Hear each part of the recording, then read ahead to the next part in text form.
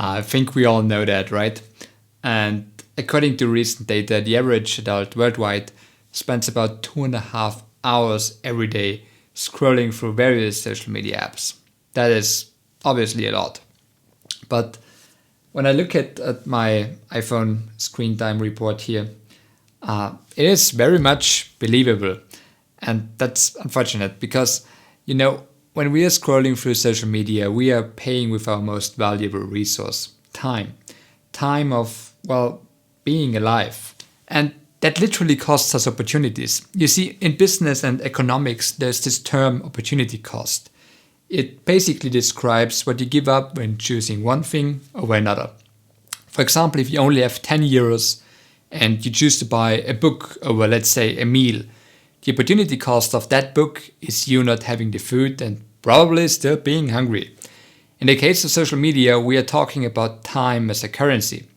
And the opportunity cost of getting lost in the depths of TikToks and various subreddits for hours at a time is literally everything else we could have done instead. For example, 2.5 hours a day equal to a little bit over 900 hours a year. And I mean, with that amount of time, you could probably start the next successful social media app that is then sucking our time away. But in all honesty, I really don't want to go down this path completely, as I'm somewhat opposed to this whole over-the-top hustle culture, because I do think that entertainment and relaxation are, valuable parts of our everyday lives, especially watching educational YouTube videos, right? Nevertheless, I think two things are really important. Number one, what are you getting out of it? What is your return on investment, so to speak? Your return on your invested time. And as long as it is joy or excitement or you're learning something new, that's totally fine in my book.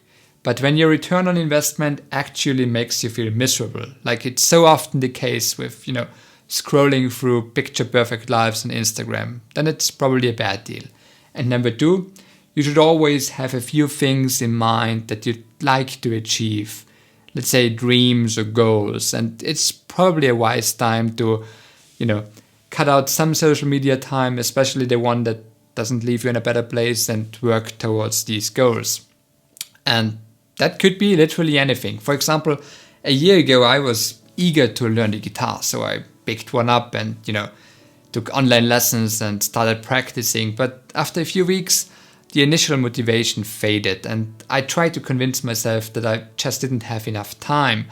But in hindsight, if I, used at least half of those 2.5 hours a day, and just between you and me, sometimes it's even more than that, well, that would have resulted in, hundreds of hours of practice, and probably I'd be able to play several songs by now instead of just, merely being able to notice how badly out of tune this guy is due to months of neglect and, not even looking at it.